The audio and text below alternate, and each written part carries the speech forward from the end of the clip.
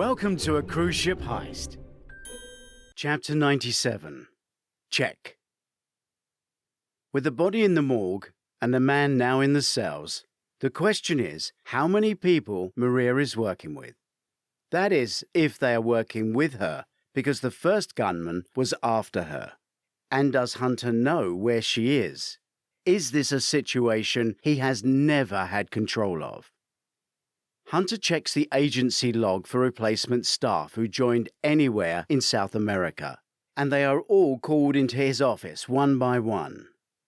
No one is absent from that list, and few look like they could be of any use in a snowball fight. Hunter and I sit back in our chairs and take a moment. Is Maria Isabel temporary agency staff? I ask. Yeah, looks that way, Hunter says. I didn't ask how it looks, I persist. Why don't you leave me to type that report up? How it looks is important. Sure, a kill team is 1 or 2, together or shadowing each other. Agents work in pairs, 2 or 4. An extraction team is normally 8. I stop at the door. What was your deal with her? There is a long pause, and I don't get the feeling that he wants to share that information with me. The pause turns into an awkward silence, only broken by his telephone ringing. He might be expecting me to leave, but I feel I deserve an answer. He can see I'm going nowhere, so he answers the phone. Witowski. After listening, he replies, I'll be right down. He replaces the receiver, then holds my look. Aulie is missing. Not at rehearsals. Not seen since she left her face-to-face with head office. My blood floods with adrenaline, hate and fear. Hunter jumps to his feet. I'll go through the crew deck, check her room. You take the promenade deck and we'll meet in the theater. This could be something totally unrelated. But we both know it is not. Chapter 98. Missing. I'm walking fast, looking everywhere inside on deck 7. I don't expect her to be outside, but I do open the doors and look to the back and the front.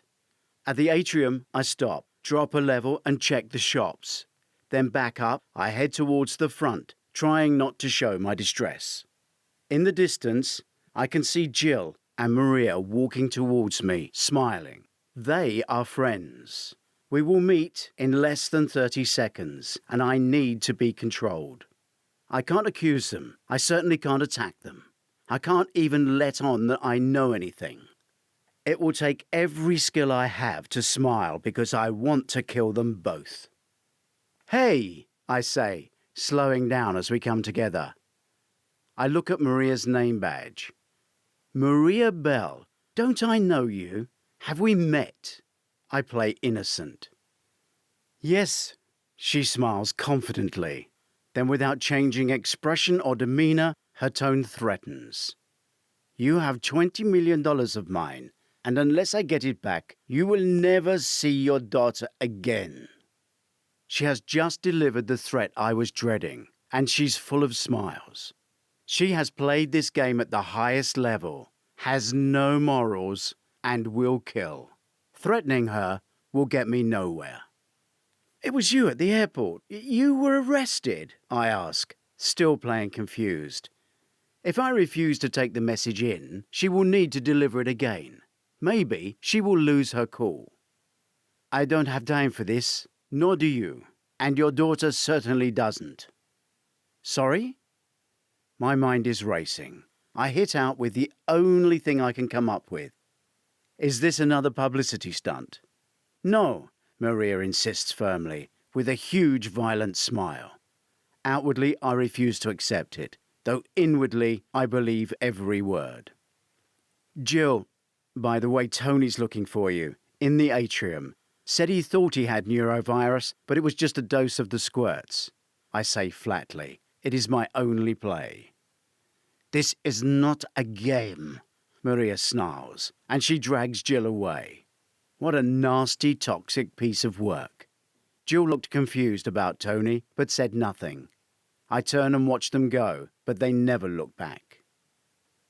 In the empty theatre, The evening show is being reblocked with one person less. At the back of the auditorium, I meet with Hunter and Georgie to talk about the very sobering affair. Hunter should report it to the captain, who in turn should inform head office that their new star appears to have been kidnapped and threatened. But that wastes time.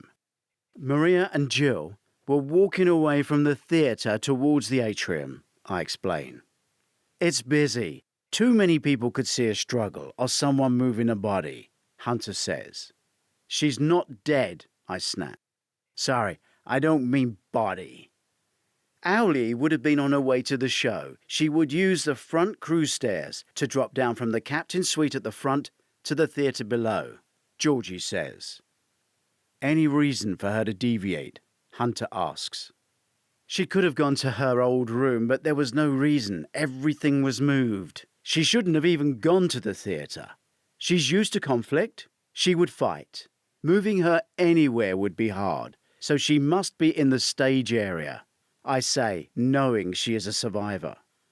The three of us power down the empty auditorium and take the stage door up into the wings. We each assess the area and egress points differently. The stage is an empty space, so she must be under it, Georgie says. They could have winched her up. Hunter runs to a steel ladder by the wall. There's one the other side too. Start at the top, we'll work down. I run through the dancers, causing confusion, leap on the opposite wall ladder and climb up as fast as I can.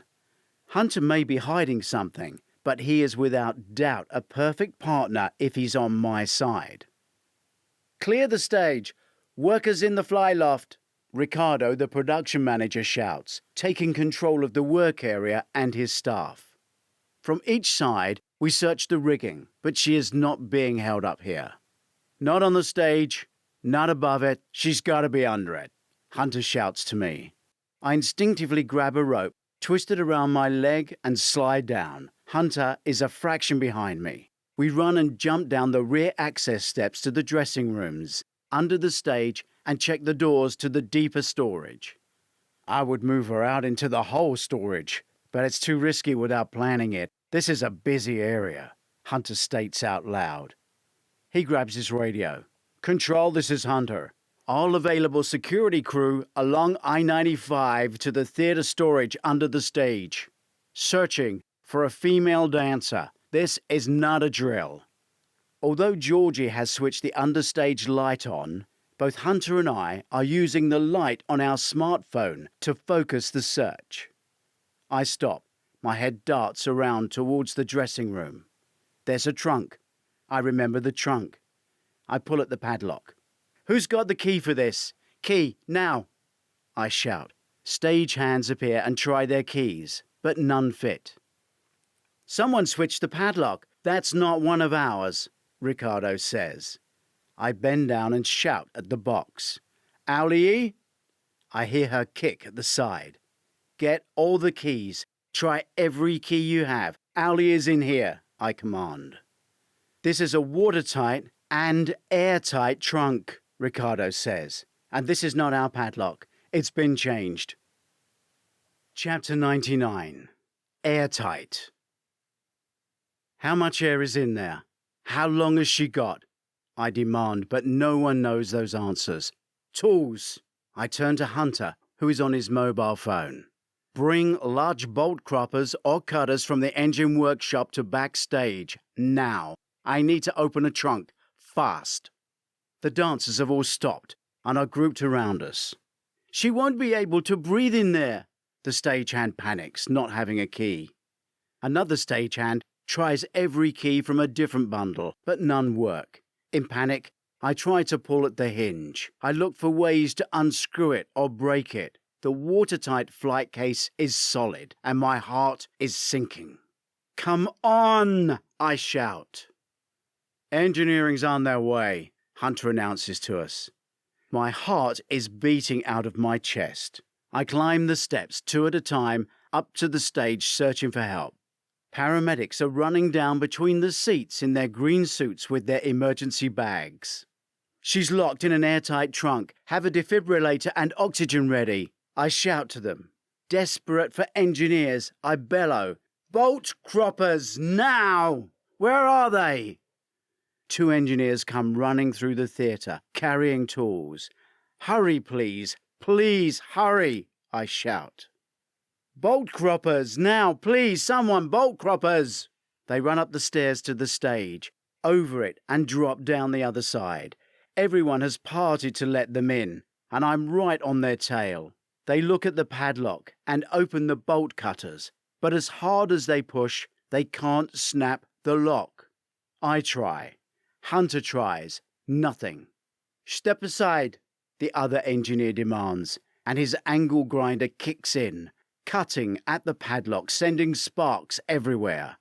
It snaps and drops to the floor. Watching the lid open is a torment. It is too slow. She might be dead. My arms dive in and pull her up. I see her eyes above the gaffer tape crudely covering her mouth. I tear the binding from her face and heave her out. Her body feels limp and lifeless. Hunter takes her from me and lays her down for the paramedics, who start chest compressions. The third places the pads either side of her chest. "Clear," he shouts. The medic stops the manual chest pumps. The machine fires. Nothing. I'm holding my breath. The paramedic resumes chest pumps. "Clear," a third shout. Chest compressions stop. The machine fires again, and she is charged back to life. She sucks in air, and the oxygen mask is placed on her face. Hunter and the engineers cut at the tape that binds her arms and legs. Aulia is alive, and I drop down to the floor. She was seconds from death.